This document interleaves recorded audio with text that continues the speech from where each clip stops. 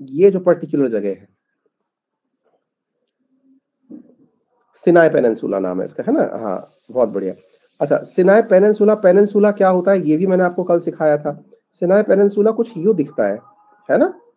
हाँ, तो सिनाई पेनिनसुला जब कुछ यूं दिखता है तो इसके एक तरफ, भाई अगर मैं ये कहूं कि सामने लाल सागर है, तो इसके एक तरफ इधर की तरफ और एक तरफ इस तरफ, मतलब दो तरफ गल्फ हैं इसके, है ना? सिनाई पेनिनसुला की दो तरफ गल्फ है ना बेटा? तो बताओ ये वाली जो गल्फ है इसका नाम क्या है? गल्फ ऑफ स्वेज, है ना? ये इधर वाली तो स्वेज गल्फ हो गई। अच्छा, और इधर वाली जो गल्फ है उसका नाम क्या हो गया? Gulf of Aqaba. Gulf of Aqaba, याद आ गया? अच्छा, याद होगा अकाबा जो है वो कौन से देश के अंदर अपना बॉर्डर बनाता है? गल्फ ऑफ अकाबा कौन से देश का? जॉर्डन का, है ना? इसलिए मैंने आपको याद दिलाया था जॉर्डन। अच्छा, जो गल्फ ऑफ अकाबा है क्या उसमें इजराइल खोलता है? आंसर है यस, इजराइल भी खोलता है। ठीक है, सऊदी अरब तो है ही। अच्छा अच्छा, दूसरा जो इजराइल है वो हमने आपको बता दिया, इजराइल का कल मैप भी मैंने आपको यहाँ दिखा दिया था, गल्फ ऑफ अकाबा भी दिखा दिया था। ठीक है, अच्छा, फिर मैंने आपको बताया था ये जो गल्फ ऑफ अकाबा है, क्योंकि मैंने इस तरह से आपको सिनाई पेनिनसुला दिखाया था, ये सिनाई पेनिनसुला है, और सिनाई पेनिनसुला के एक तरफ आपने स्वेज गल्फ देख ली, एक तरफ अकाबा गल्फ देख ली, यहाँ पर आपने जॉर्डन अकाबा देख लिया जो जॉर्डन के वो है, और इधर की तरफ आपने इजराइल देख लिया। अच्छा, इजराइल जब आप देखते हैं तो यहाँ जाकर आपको एक समुद्र दिखाई देता है, उसका नाम क्या है? डेड सी, बिल्कुल सही, है ना? डेड सी। डेड सी के अंदर कौन सी रिवर आकर खुलती है? डेड सी के अंदर, ये जो कल पढ़ाया था वो डिस्कस कर रहा हूं भैया केवल, है ना? जॉर्डन रिवर, ठीक है। उसके पश्चिम वाले हिस्से को ही हम क्या कहते हैं? उसके पश्चिम की तरफ वाले हिस्से को ही हम वेस्ट बैंक के नाम से जानते हैं। ठीक है, अच्छा, इजराइल के अंदर वो जो छोटा सा हिस्सा है जिसको हमने आपको बताया था जहां पर हमास का और फिलिस्तीन का कब्जा है, उसका नाम क्या है? गाजा पट्टी, गाजा स्ट्रिप जिसे आप कहते हैं। ठीक है, तो हमने ये वाला कल क्षेत्र प्रॉपर तरीके से डिस्कस कर लिया था, क्लियर हो गया। अच्छा, फिर मैंने इस जगह की भी कोई पहचान बताई थी, इस जगह को किस नाम से जानते हैं भैया? ये याद आ रहा है? अमेरिका, नॉर्थ अमेरिका और साउथ अमेरिका को जोड़ने वाला ये वाली जो जगह है, यस, इसका नाम है इस्थमस ऑफ पनामा। क्या नाम है? Isthmus of Panama. पनामा स्थल जल डमरू, है ना? Isthmus of Panama. इसी इस्थमस ऑफ पनामा में से एक नहर निकली हुई है, उसका नाम क्या है? पनामा नहर। ठीक है, क्लियर हो गया? ऐसे ही अपन ने सिनाई पेनिनसुला में से एक नहर निकाली थी, उसका नाम क्या हो गया? Suez canal. ठीक है ना, यहां तक हो गया था। अच्छा, ऐसे ही अगर आपको याद हो तो ये वाली जो जगह है अफ्रीका के बगल में, ये वाली जो जगह है, इस जगह का कुछ नाम था, इस जगह का विकास, बिल्कुल सही, गल्फ ऑफ क्वीनिया। ठीक है, अच्छा, ऐसे ही इस जगह का कोई नाम था, ये ग्रेट ऑस्ट्रेलियन बाइट। बाइट है ये, BIGHT, बाइट, है ना? बहुत अच्छी बात है। ऐसे ही हमने कुछ खाड़ियां पढ़ी थी कल, जैसे ये तो लाल सागर हो गया, ठीक है, इस खाड़ी का नाम क्या है? बाबे मंडल से जस्ट पहले अदन की खाड़ी, है ना? और ऐसे ही यहां पर जो खाड़ी है, ये वाली जो खाड़ी है इसका नाम क्या है?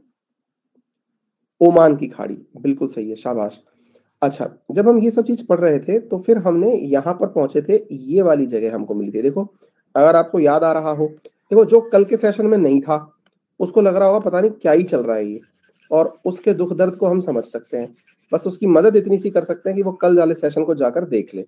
ये जितने भी बच्चों को अचानक सारी चीजें याद आ रही हैं, ये कितना अच्छे से उन्हें ध्यान रह गया, बस ये बताने के लिए आज का प्रयास है। ये वाली जगह कौन सी थी? जिब्राल्टर स्ट्रेट, है ना? अच्छा, और ये वाला जो क्षेत्र है, जो यहाँ पर मैं जूम करके आपको दिखाऊं, तो आपने इसे बहुत सारे बच्चों ने लिख भी दिया है। हाँ भाई, क्या नाम है इसका? बिश्केक की खाड़ी, बे ऑफ बिश्केक, बिश्केक। ठीक है ना? अच्छा, इसके बाद में अगर आपको याद हो तो इस तरफ का सी दिखाया था हमने, नाम था जिसका नॉर्थ, उसको यहां से कनेक्ट करने वाली एक स्ट्रेट थी जिसका नाम क्या था? डोवर स्ट्रेट, क्या नाम था उसका? Dover straight. ठीक है, तो उम्मीद है कि आप सभी साथियों को जो कल चर्चाएं हमने की थी वो आपके दिमाग में रह गई होंगी, याद हो गई होंगी।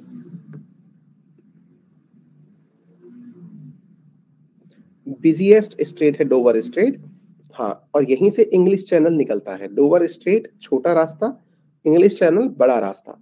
ठीक है, यानी कि फ्रांस और यूके के बीच में इंग्लिश चैनल, उसी के बीच में से डोवर स्ट्रेट है। ठीक है, यानी इंग्लिश चैनल, डोवर स्ट्रेट एक ही जगह पर स्थित जगह है। क्लियर हो गया? हाँ, तो एक बार के लिए थम्स अप कर दीजिए अगर आपको कल जो पढ़ाया गया था वो याद रह गया।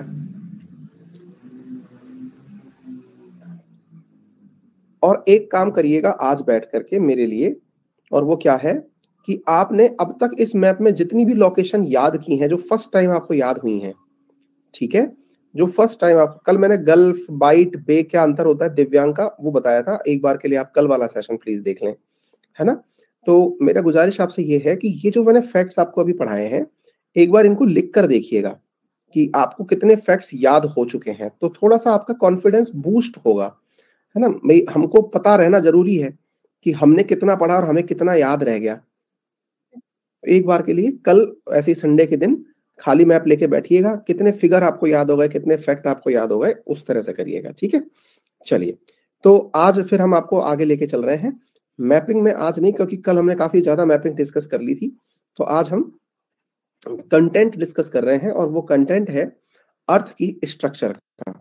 हम डिस्कस कर रहे हैं अर्थ की स्ट्रक्चर। मैंने आपको सोलर सिस्टम का कंटेंट दे दिया है, और जो समझाने की चीजें थी वो समझाने का छोटा सा काम भी कर लिया था।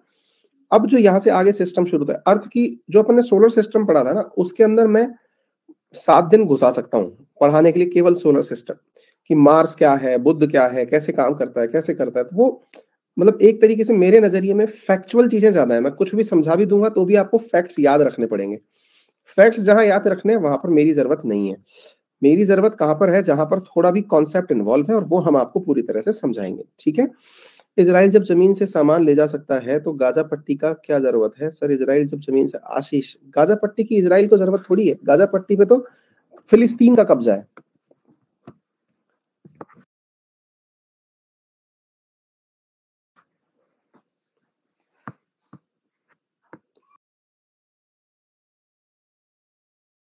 ठीक है, हमास रहता है वहां। तो देव कह रहे हैं इंग्लिश चैनल क्या होता है? इंग्लिश चैनल एक रास्ते का नाम है। ठीक है अजय, वो कल बेटा व्हाइट सी भी मार्क कराऊंगा, रेड सी भी मार्क कराऊंगा, येलो सी भी कराऊंगा, ब्लैक सी भी कराऊंगा, लेकिन आज मैं सोच रहा हूँ कि मैपिंग पे थोड़ा सा निकाल के समय, अब हम थोड़ा सा कंटेंट पे आ जाएं, क्योंकि फिर ये छूट जाएगा, है ना? कल हम मतलब काफी ज्यादा समय मैपिंग पे दे चुके थे। प्लीज आइए अब इधर की तरफ। तो हम आज चर्चा कर रहे हैं स्ट्रक्चर ऑफ अर्थ की। हम जो ये धरती का गोला देखते हैं ना, ये जो धरती रूपी गोला देखते हैं, इस गोले के अंदर क्या क्या है ये बड़ा रहस्यमयी है। जब मैं आप ही की तरह हुआ करता था, आप तो खैर काफी नॉलेजफुल लोग हैं, आपको पता है कहाँ से क्या पढ़ना है। मैं मेरा बचपन आपसे साझा करूं तो मुझे ऐसा लगता था कि समुद्र में जैसे ही कोई एंट्री करेगा, यानी मेरी जो थॉट प्रोसेस थी समुद्र को लेकर के, मैं अक्सर हर क्लास में वो मतलब सबके साथ डिस्कस करता हूं कि मेरा ऐसा मानना था कि जैसे ही लैंड खत्म और उसके बाद जैसे ही समुद्र शुरू होता है, तो समझो कि ये सीधा पाताल लोक की एंट्री है। ऐसा मेरा लगता था, मुझे लगता था, आपको नहीं पता कितना लगता होगा। मैं जब छोटा था तो मुझे ऐसा लगता था बस यहां गए, अब सीधा अंदर ही अंदर, अंदर ही अंदर चलते चले जाएंगे, पाताल लोक में एंट्री हो जाएगी। ठीक है, अच्छा ऐसा क्यों होता था?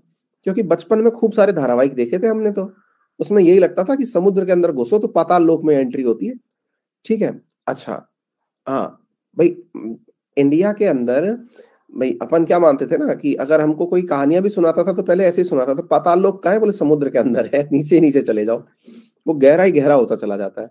ठीक है अच्छा, तो अब ये बात, लेकिन जब ज्योग्राफी पढ़ी तब समझ में आया कि यार ये जो समुद्र वगैरह कुछ भी है ना, ये कोई चीज है ही नहीं अर्थ के स्ट्रक्चर के आगे। हमें जो अर्थ दिखती है हमें जो अर्थ दिखती है उसमें देखकर कि हमें लगता है कि एक तो लैंड मास है जिसपे अपन रहते हैं।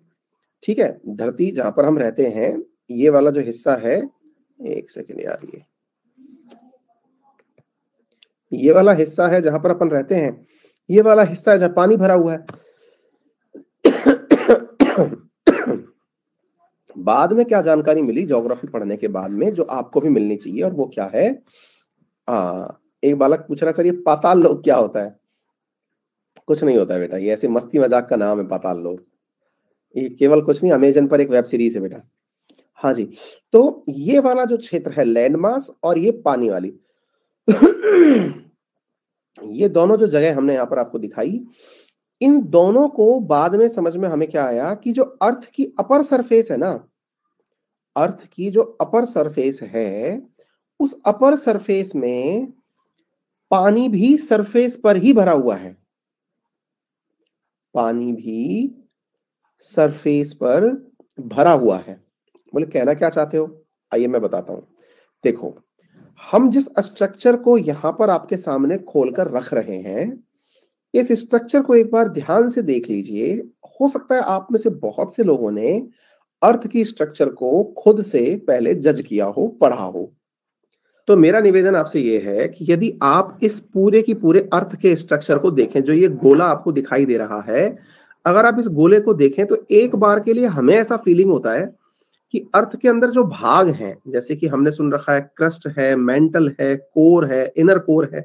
आप में से सब लोग कहीं ना कहीं इसके बारे में थोड़ा बहुत तो जानते ही होंगे, क्रस्ट, मेंटल, कोर, अपर कोर। अगर नहीं भी जानते तो सब मैं सिखाऊंगा, लेकिन फिलहाल के लिए हमको क्या लगता है, अगर थोड़ी बहुत ज्योग्राफी समझ में आती है तो हमें लगता है कि जो पानी है ना, क्योंकि हमने एक चीज कभी ना कभी देखी हुई है, अगर किसी को थोड़ा भी ज्योग्राफी आती है तो उसको लगता है कि मेंटल जो है वो लिक्विड स्टेट है, और लिक्विड स्टेट है तो क्या पता जो समुद्र के अंदर भरा हुआ पानी है वो लिक्विड स्टेट में है। भाई ऑब्वियस सी बात है, लिक्विड स्टेट ही है वो, लेकिन वही लिक्विड स्टेट नीचे जाकर मेंटल कहलाता हो? नहीं। इसलिए मैं आप सबसे आज के सेशन में एक छोटा सा फेवर चाहता हूं। आपको भले ही अर्थ की स्ट्रक्चर आती हो, लेकिन एक बार के लिए मेरा छोटा सा एक्सप्लेनेशन सुनने का प्रयास करें। देखो भैया, बात यह है कि अर्थ रूपी जो गोला है ना, ये जो आपको दिखाई देता है, ये अर्थ रूपी जो गोला है, इस अर्थ रूपी गोले में हम कहीं रहते हैं। हम अब इस गोले को मैं एक काम करता हूं, इसका एक छोटा सा टुकड़ा काट करके आपके लिए इधर निकाल लेता हूं।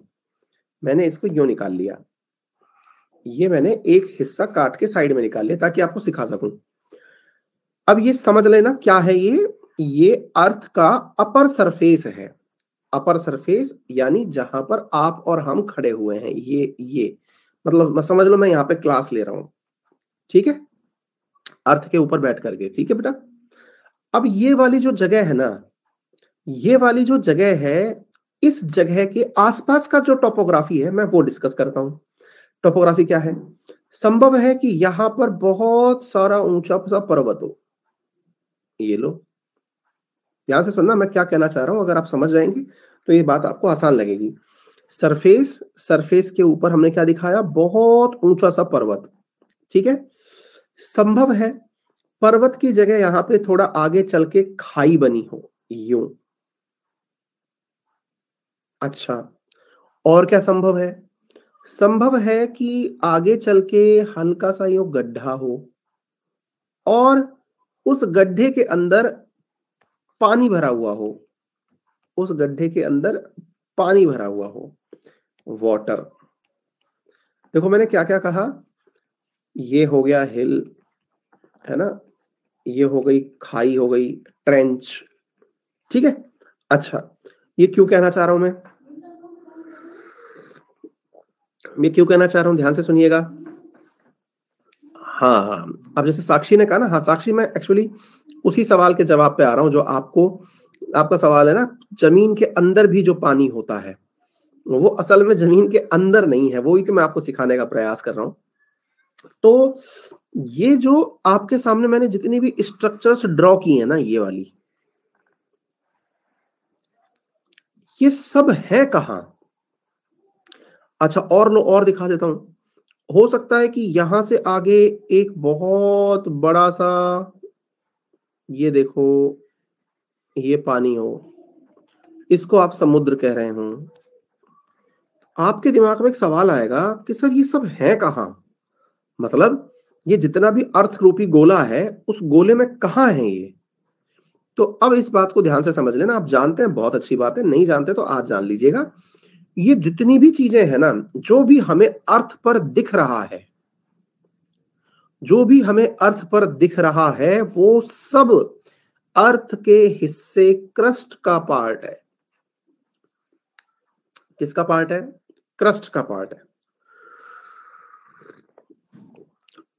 अब विकास ने पूछा, अब विकास का सवाल आया कि सर एक बात बताइए कि यदि ये क्रस्ट का पार्ट है तो हमारा सवाल है कि वो जो ड्रिल करके जमीन के अंदर से पानी निकालते हैं वो कहां से? बबीता ने भी पूछा, धरती की खुदाई करके जो पानी निकालते हैं वो कहां से आता है?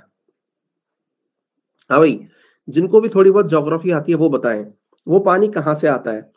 क्रस्ट से आता है, मेंटल से आता है, कोर से आता है, कहां से आता है?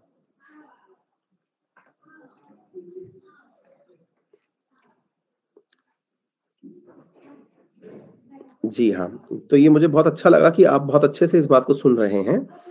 ये सारा के सारा क्रियाकलाप है ना, क्रस्ट से ही होता है। समझ गए? यानी अर्थ के ऊपर जितना भी क्रियाकलाप हो रहा है, चाहे वो पानी हो, चाहे समुद्र का तालाब, आप में से कई लोग कुछ, अरे नहीं सर वो जो ड्रिल करके पानी निकालते हैं, मोटर से पानी निकालते हैं वो। अब निशांत का सवाल आया, तो सर एक बात बताओ, ये क्रस्ट है कितनी मोटी? भाई बड़ा सवाल है ना, बड़ा भाई। हम हमारे डाउट कहां जाके फंस जाएंगे। हाँ, अभिजीत ने पूछा फिर ऑयल कहां से निकलता है? ऑयल कहां से निकलता है, ये सवाल पूछेंगे ना। ये सब क्रस्ट पे ही है। यानी आप जानकर आश्चर्य करेंगे कि मेंटल तक तो इंसान अभी तक पहुंचा ही नहीं है। दोबारा सुनिए क्या बोल रहा हूं मैं आपसे, मेंटल तक तो इंसान अभी तक पहुंचा ही नहीं है, समझे? और अर्थ की ऊपर की जहां पर अपन बैठे हैं वहां से लगभग 40 किलोमीटर तक, कहां तक? 40 किलोमीटर तक क्रस्ट है। यानी जहां मैं और आप बैठे हुए हैं, अगर इसके नीचे लगातार ड्रिल करते हुए चले जाएं, कितना नीचे चले जाएं? 40 किलोमीटर तक नीचे चले जाएं, अंदर गहराई में छेद करते हुए चले जाएं, तो तब तक क्रस्ट चलेगा। अब आकाश ने एक सवाल पूछा, सर फिर वॉल्केनो? हाँ, महेश ने पूछा सर फिर क्रस्ट है क्या, ये बताइए। अब आ रहा है आपको इंटरेस्ट, आ रहा है चीजों के अंदर। मानसी पूछ रही है तो फिर जोशीमठ में जो हुआ वो क्रस्ट के अंदर ब्रेकेज है? बिल्कुल, आपकी जो कुछ भी है वो क्रस्ट है, और क्रस्ट को बहुत आसानी से समझाएंगे, अभी चिंता मत करिए, बहुत बढ़िया तरीके से क्रस्ट समझ में आ जाएगा आपको। अब देखो बेटा, मैंने जो अभी आपको बताया, अगेन हम वहीं आते हैं। ये मैं आपको अर्थ की स्ट्रक्चर थोड़ा और ध्यान से दिखाता हूं। ये रहा क्रस्ट आपका, ये जो दिख रहा है ऊपर तक आपको, ये इतनी मोटी सी परत जो है ये क्रस्ट है। और इस क्रस्ट को अगर आप मोटाई के आधार पर देखकर चलें तो कई जगह 30 किलोमीटर मेंशन्ड होता है, कई जगह 5 kilometre oceanic crust, 30 kilometre continental crust. अब ये जो शब्द यहां पर मेंशन्ड है, और सोचकर देखिए आपको आश्चर्य होगा जानकर के कि ये कितनी गहराई तक अंदर जाता है। देखो, अगर एक सवाल पूछा कि सर फिर इंसान को पता कैसे चला कि इतना अंदर तक का मामला है, आपको जानकर आश्चर्य होगा कि इंसान जहां रहता है उससे 6370 किलोमीटर अगर अंदर चला जाए, कितना? 6371 किलोमीटर अंदर चला जाए, तब जाकर इस धरती रूपी जो गोला है ना, इसका केंद्र बिंदु आता है।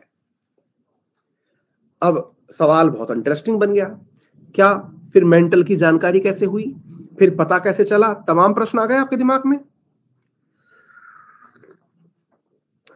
क्या क्या सवाल आ गए? एक तो सवाल आया फिर ग्रेविटी कहां से आती है, एक बालक ने लिखा। ये जो क्वेश्चंस आपके दिमाग में आ रहे हैं, इन सभी का वेलकम है। क्यों? क्योंकि यहीं से क्यूरोसिटी आपको सब्जेक्ट की तरफ लेकर जाएगी, मैं नहीं लेके जाऊंगा। आपके अंदर की खुद की क्यूरोसिटी है जो आपको उस तरफ खींच के ले जा रही है। ठीक है, आपके दिमाग में सवाल बन रहे हैं, ग्रेविटी कैसे आई, वॉल्केनो कैसे आया, आपके जो सवाल आ रहे हैं ना उनको ही बस यहां लिखा है। फिर पता कैसे चला, बड़ा सवाल है ना। मेंटल कोई पहुंचा ही नहीं तो पता कैसे चला, और इतना अंदर तक किसने नापा, बिल्कुल बबीता ने कहा जब कोई पहुंचा ही नहीं तो पता कैसे चला।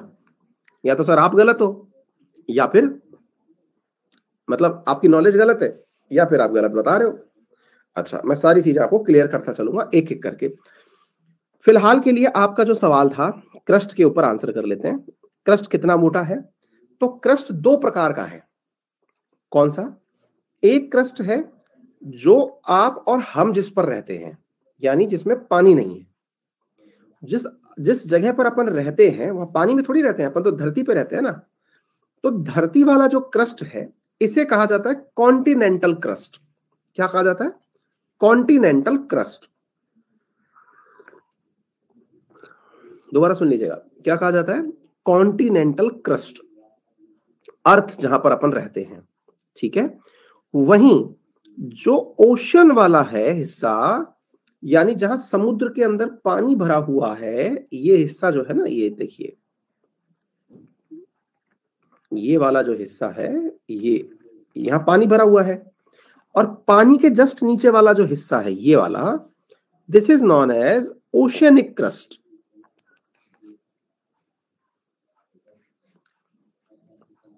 क्लियर हो गया, दोबारा सुन लीजिए। एक जिस पर अपन रहते हैं वो तो हो गया कॉन्टिनेंटल क्रस्ट, क्योंकि अपन धरती पर रहते हैं, कॉन्टिनेंटल क्रस्ट। और एक क्रस्ट वो हुआ जो समुद्र के नीचे क्रस्ट है, क्योंकि क्रस्ट कितना किलोमीटर का है, 30 किलोमीटर का, 40 किलोमीटर का। तो उस हिस्से को क्या बोला, जो समुद्र के नीचे है, ओशियनिक क्रस्ट।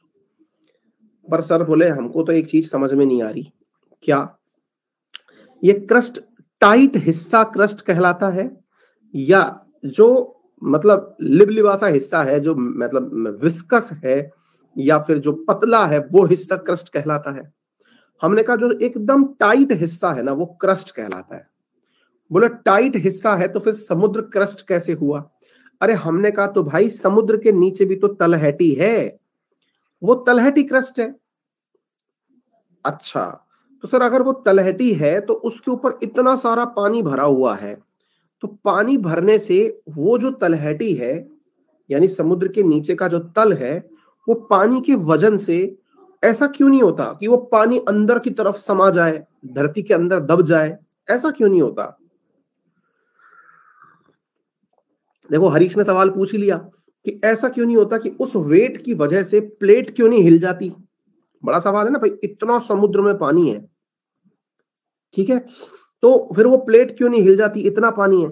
जबकि जोशीमठ में कह रहे हैं कि वो एनटीपीसी वालों ने जो छोटा सा डैम बनाया है उसकी वजह से जोशीमठ में दरार आ गई। बड़ा सवाल है ना भाई, कि भाई जब ऐसा ही है तो समुद्र का पानी अंदर जाना चाहिए, बिल्कुल जाना चाहिए, लेकिन जाए तो तब ना जब अंदर जगह हो। बोले अंदर जगह हो से मतलब क्या है, मैंने कहा ये जितना भी वजन पड़ रहा है ये अपने से नीचे वाले क्षेत्र को और ज्यादा दबाता चला जा रहा है। यानी अब आप एक बात सोचो, मैंने कहा ये सरफेस है, इसके ऊपर पानी भर दिया आपने, तो ये पानी अंदर तो तब जाए जब अंदर खोखला हो, अंदर तो खोखला है नहीं। अब पानी का वजन इस क्रस्ट पर पड़ रहा है, एक कंसेप्ट सिखाने जा रहा हूं इसलिए ये सारी बकवास कर रहा हूं मैं, कि ये जो पानी का वजन जिस क्रस्ट पर पड़ा, ओशियनिक क्रस्ट पर पड़ा, उस ओशियनिक क्रस्ट को इस पानी ने बहुत मजबूत कर दिया। आपको जानकर आश्चर्य होगा अगर आपसे ये पूछ लिया जाए ना, कॉन्टिनेंटल क्रस्ट और ओशियनिक क्रस्ट में ज्यादा वजन किसका है, दमदार कौन सा क्रस्ट है, क्या कहेंगे आप।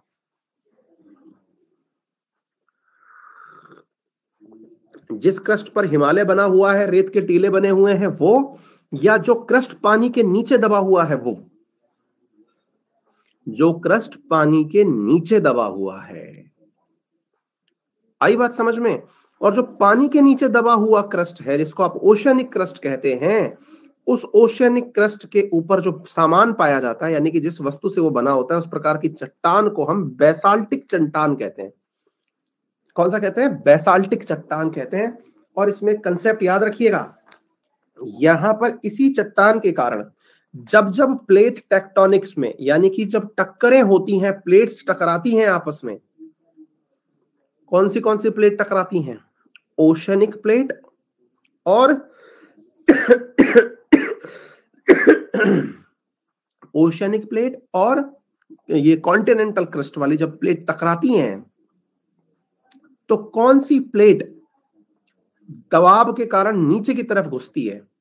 जिसके अंदर वजन ज्यादा होगा। और वजन किसके अंदर ज्यादा होगा? ओशियनिक प्लेट के अंदर।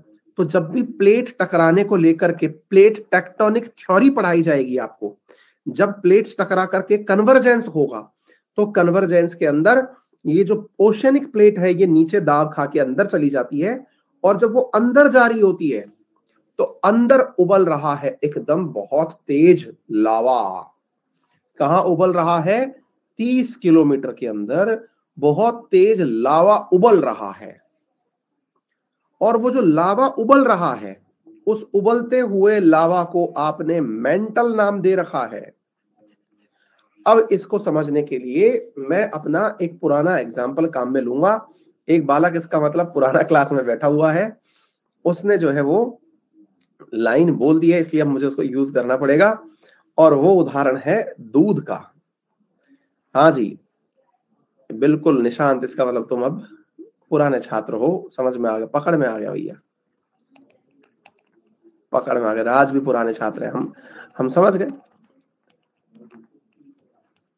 हाँ जी, देखिए इधर, ये वाला जो आपके सामने दूध है, कभी आपने अगर दूध को देखा हो, बिल्कुल बिल्कुल बिल्कुल समझ गए कलाकारों। तुम लोग जब पहले से पढ़े हुए हो तो फिर पैसा कटा के क्यों आए हो पढ़ने के लिए? हैं, उसी कोर्स को दोबारा देख लिए होते। हाँ जी, हाँ जी, इधर देखिए, अपन जब दूध रखते हैं, अपन जब दूध को गर्म करने के लिए रखते हैं बर्नर पर, ये देखिए, ये बर्नर पर दूध गर्म हो रहा है। अच्छा, बर्नर पर दूध गर्म जब हो रहा है तो दूध के अंदर उबाले आते हैं, आपने देखा होगा। और जब दूध पर उबाला आता है, दूध उबलता है, तो दूध के उबलने से ऊपर की तरफ मलाई बन जाती है जब दूध ठंडा होता है। तो देखा है कभी? दूध के ऊपर जब दूध ठंडा हो जाता है, भाई देखना, दो चीज बता देता हूं। अगर दूध सीधा निकाल के ले आए तो उस पर मलाई नहीं बनेगी, लेकिन दूध को उबाल दिया तो दूध के ऊपर मलाई बन जाएगी जब दूध ठंडा हो जाएगा। ये जो असल में मलाई दिख रही है ना आपको, ये मलाई, यही मलाई जो है ये क्रस्ट है, ठीक है। और इस क्रस्ट के नीचे जो गर्म दूध है ये मेंटल है, क्लियर। और ये जो क्रस्ट आपके सामने है, कई बार जब यहां पर टेम्परेचर आप फिर से बढ़ाते हैं, भाई कई बार क्या होता है, आप दूध पर मलाई धरी हुई है, आपने फिर उसको गर्म चढ़ा दिया। कई बार आपने देखा होगा, सुबह दूध लिया आपने, उसको गर्म कर दिया, जब वो ठंडा हुआ तो मलाई बन गई। फिर आप कभी देखना, उस दूध युक्त मलाई के पात्र को आप अगर दोबारा से गर्म करेंगे तो होगा क्या? होगा ये कि ये जो ऊपर की तरफ मलाई है ना, इसमें दरार पड़ने लग जाती है। अगर आपने नोटिस किया हो तो मलाई टूट जाती है, ठीक है। तो ये जो मलाई टूटती है, इस टूटती मलाई के अंदर से कभी कभार अंदर से दूध निकलकर बाहर की तरफ आता है। अगर आपने कभी दूध के बर्तन को सही से नोटिस किया हो, ये जो दूध बाहर निकल के आता है ना अंदर टूट करके, इसी को वॉल्केनो कहते हैं। एक बालक ने सवाल पूछा था, फिर वॉल्केनो क्या है? तो यही है वॉल्केनो। अर्थात मेंटल के अंदर जो लावा था, वो लावा क्रस्ट की दरारों से बाहर जब निकल कर आया, तो वो जिस प्रकार से बाहर निकल करके आया, जिस प्रकार से, मतलब या तो वो दरार के रूप में से निकल के आया, या फिर अचानक फट से मलाई फटी और उसमें से दूध बाहर निकल के आ गया। आ गई बात समझ में? तो वो जो बाहर निकल के आया उसके आधार पर वॉल्केनो के डिफरेंट डिफरेंट टाइप्स होते हैं। समझ में आया? वॉल्केनो हो सकता है फिशर टाइप का वॉल्केनो हो, दरारी उद्भेदन वाला जिसको आप कहते हैं, सेंट्रिक उद्भेदन वाला, ये हम टाइप पढ़ाएंगे जब आगे आएंगे आपको। ठीक है, इतनी बात समझ में आ गई? तो एक बालक ने सवाल पूछा था जो हमने लास्ट लाइन पे लिखा भी था, वॉल्केनो कैसे आया फिर? तो उसको होपफुली जवाब ये मिल गया होगा कि अर्थ के ऊपर जब वॉल्केनो निकल कर आए ना, उससे ही पता चला क्या कि अंदर मेंटल है। आप में से अब एक सवाल और बन चुका है, एक बालक ने लिखा है कि शहरों के अंदर क्यों नहीं निकल जाता फिर? बात समझना, बात सही पूछी है बालक ने। क्या कहा है भाई? एक ने पूछा कि पता कैसे चला कि अंदर मेंटल है या लावा है? मैंने कहा भाई जब वॉल्केनो फटा तो पता चल गया। वॉल्केनो का जो मटेरियल बाहर आया उसको चेक किया तो पता चल गया, अरे अंदर तो मामला एकदम गर्म है। क्या आपको मेरी बात समझ में आ रही है? तो अंदर का मामला गर्म है, ये पता कैसे चला? तो आंसर है वॉल्केनो से। वॉल्केनो कैसे आया? क्रस्ट के टूटने से।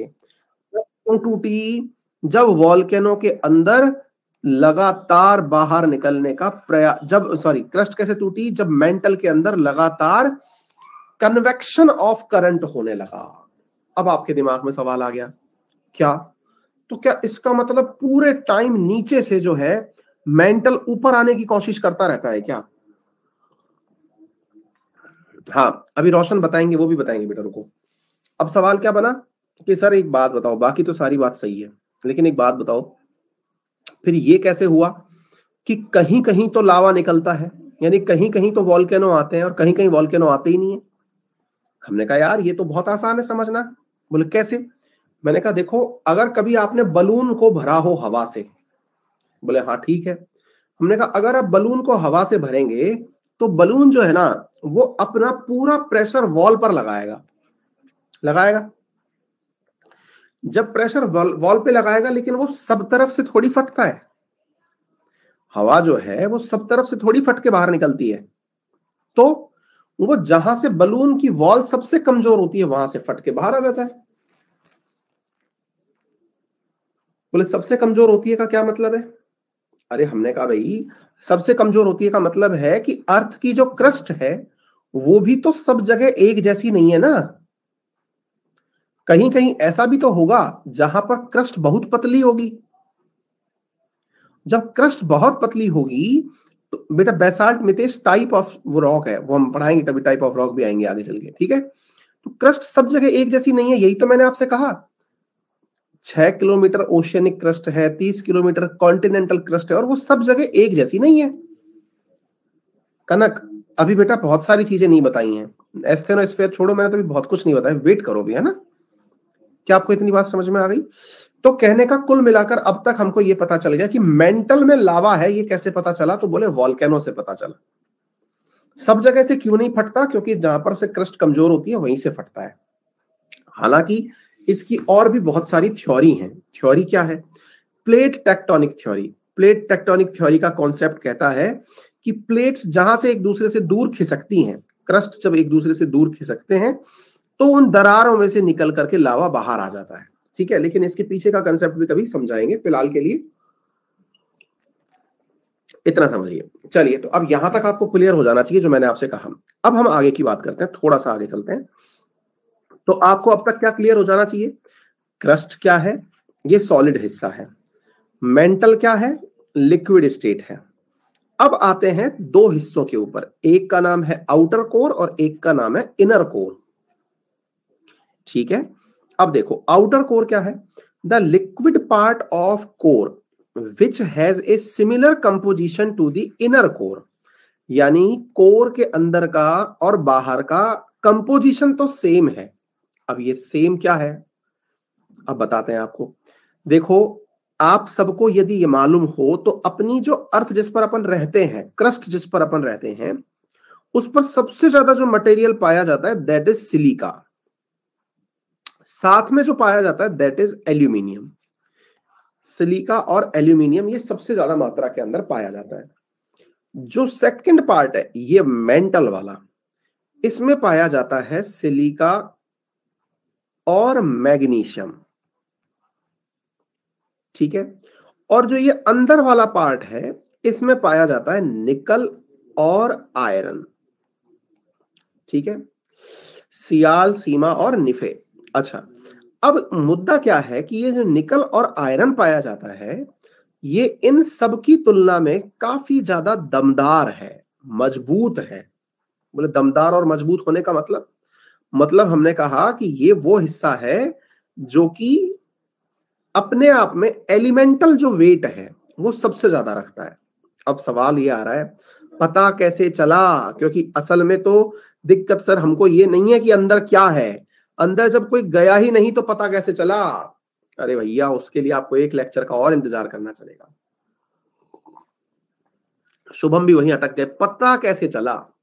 तो अब आता है उसका आंसर। जी सुमन बिल्कुल सही कहा, इसका पता चला साथियों अर्थक्वेक से। समझिए ध्यान से, अर्थ की स्ट्रक्चर केवल दो प्रकार से पता चलती है, अदरवाइज कोई और तरीका ही नहीं है जिससे अर्थ की स्ट्रक्चर पता चल सके। कौन सी? या तो वॉल्केनो आए या अर्थक्वेक आए। तो अर्थक्वेक और वॉल्केनो जो है यही दो तरीके हैं जो समझाते हैं कि अंदर का मामला क्या है। बात समझ में आ रही है?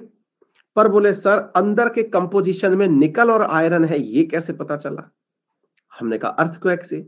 अर्थक्वेक कैसे क्लियर करेगा इस बात को? हमने कहा वो सिखाएंगे आपको कि अर्थक्वेक के अंदर जो भी वेव्स होती हैं प्राइमरी सेकेंडरी प्रकार की, वो दिशा भटक जाती हैं अगर रास्ता सॉलिड से बना हुआ है। जैसे इधर देखिए आप, यहां क्या लिखा हुआ है, liquid part of the core has similar composition of the inner core.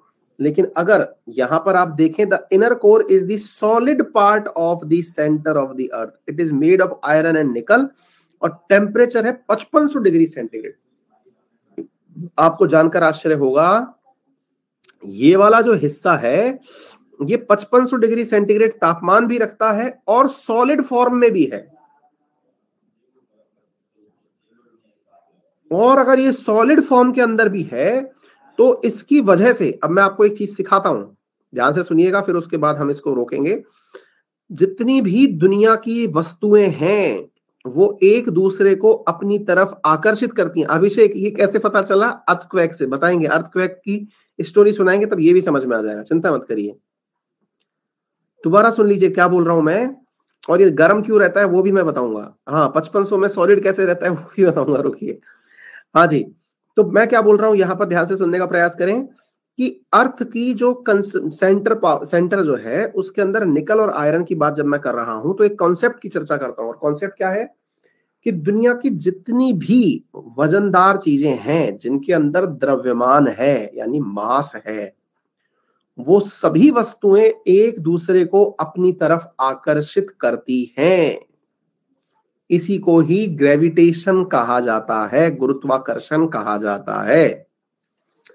Gravitation केवल और केवल अर्थ ही नहीं रखती बल्कि दुनिया की हर वस्तु रखती है। बस फर्क यह है कि आप अर्थ पर रहते हैं तो अर्थ का ग्रेविटेशन तुलनात्मक रूप से आप और हमसे कई गुना ज्यादा है। क्या आप मेरी बात समझ पा रहे हैं? अर्थ का ग्रेविटेशन हमसे सबसे ज्यादा है। क्यों? क्योंकि अर्थ का वजन ज्यादा है। ठीक है, तो अर्थ का वजन ज्यादा है, इसी कारण से अगर आप अर्थ से दूर जाते हैं तो ग्रेविटेशन धीरे धीरे धीरे धीरे कम हो जाता है। और एक स्थिति ऐसी आती है जब आप अर्थ से बाहर अंतरिक्ष में पहुंच जाते हैं, जैसे कि अगर आप कभी इंटरनेशनल स्पेस स्टेशन जाएं तो वहां पर पाएंगे कि वहां पर ग्रेविटी ही नहीं है। ग्रेविटी नहीं है यानी कि वेटलेसनेस है, यानी कि अर्थ अपनी तरफ नहीं खींच रही है। तो इसका मतलब तो चंद्रमा की भी ग्रेविटी होती होगी। हमने कहा इस दुनिया की जितनी भी जितनी भी वजनदार वस्तुएं हैं सब में ग्रेविटी है। इसी कारण से एक सवाल आप लोगों से कराया जाता है, साइंस में पढ़ा के कराते हैं, आपका वजन धरती पर इतना है तो बताइए चंद्रमा पर कितना हो। कराया कभी? चंद्रमा पर वजन जो है वो ग्रेविटी कम होने के कारण कम हो जाता है, ठीक है, 1/6 हो जाता है, फिजिक्स के अंदर कराते हैं। क्लियर हुआ? तो इसका अर्थ क्या हुआ कि हर वजनदार वस्तु ग्रेविटी यानी कि आकर्षण रखती है। अब आपके दिमाग में आज सवाल बहुत सारे आए हैं आपके दिमाग में, और उन सवालों को संतुष्ट करने के लिए जरूरी है कि आपको अगले लेक्चर के अंदर अर्थ की स्ट्रक्चर से पहले वॉल्केनो और अर्थक्वेक पढ़ाए जाए।